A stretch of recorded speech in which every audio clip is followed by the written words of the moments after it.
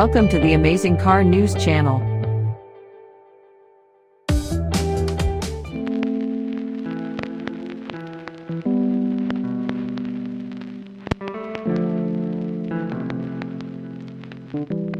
While it might share its bodywork with more sedate versions, the 2021 Audi TT RS is an entirely different beast.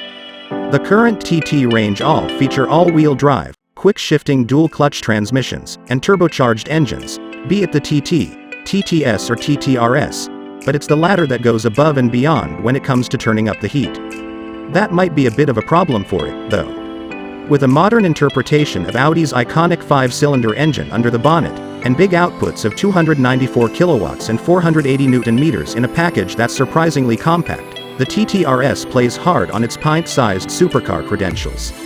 It looks pretty wild, all the more so in Kyalami Green, and treads the very Germanic path of understated but oversized air intakes, and subtle aero tweaks that let you know something's up with this one, but not totally giving the game away.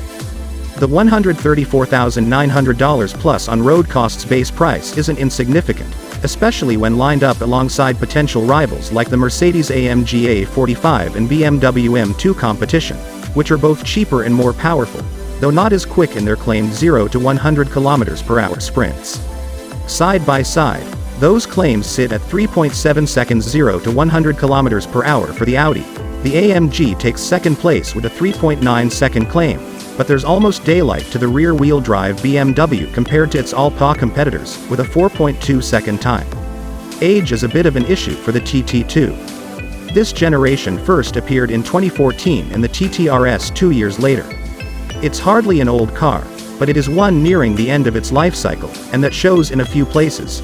Perhaps the most obvious is the interior. Not that it's bad, but the TT, and the Audi R8 too, take their driver focus to the next level, deleting a central infotainment screen and instead running all functions through the driver's instrument cluster. The idea is a driver-centric, distraction-free operating environment. The reality is, humans gather info quickly and from multiple sources, so your eyes would dart from nav screen to cluster to road and harvest all they need normally. Pulling multiple sets of data out of the deep-set virtual cockpit doesn't work that way. You tend to pull your eyes off the road for too long. Adding in a navigation address is frustrating. Voice recognition is patchy and the input method using a console click wheel is slow. And if you use CarPlay or Android Auto that are designed as touch interfaces, navigating around becomes a chore. It's a strange gripe for a car that's clearly enthusiast-focused, but it shows where Audi might have mistaken the TT RS for a club sport racer, and not the dual-purpose commuter car during the week and escape machine on the weekends that it's more likely to be.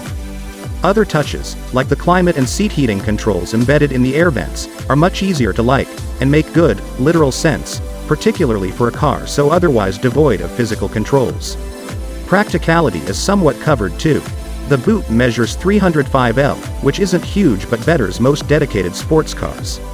The rear seats are excellent briefcase or backpack storage, but a little bit useless for humans. Fold them down, though, and boot space grows further still to 712 L. Thanks for watching.